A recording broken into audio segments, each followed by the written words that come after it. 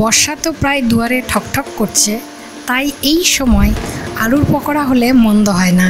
তাই আজকে আপনাদের সাথে আমি দুটো আলুর পকোড়া সহজভাবে শেয়ার করছি। নমস্কার, বড় মিশালি রান্নাবান্না চ্যানেলে সবাইকে স্বাগত।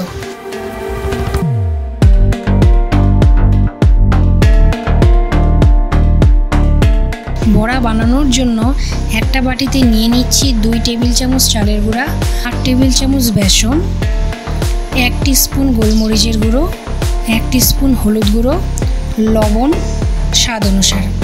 শুকনো চামচ দিয়ে মাখিয়ে নিয়ে তাতে দিয়ে দেব অল্প অল্প করে জল, আর মাখতে থাকবো যতক্ষণ না এইরকম স্মুথ একটা ব্যাটার তৈরি হচ্ছে।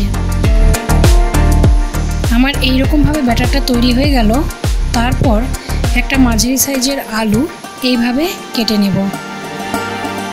এবার দেখুন আলুর স্লাইসগুলো এইরকম হবে। এবার কড়াইয়ে আমি তেলটা গরম বসিয়ে দিলাম। তারপর আলুর স্লাইসগুলো একে একে ব্যাটারে ডুবিয়ে গরম তেলের মধ্যে ভেজে নেব।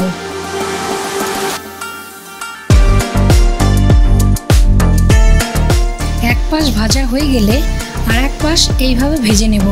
এই আলুর বড়াটা চা, মুড়ি এবং ডাল ভাতের সাথে বেশ জমে যাবে। এবার বলি, অনেক সময় বড়া করতে গিয়ে আমাদের ব্যাটার বেঁচে যায়। তার জন্য একটা ছোট্ট টিপস, আলু সেদ্ধ করে নিয়ে ম্যাশ করে বেঁচে যাওয়া ব্যাটারের মধ্যে ভালো করে এইভাবে মেখে নেব। তারপর ওই তেলের মধ্যেই ছোট ছোট আকারের বড়া তৈরি করে নেব।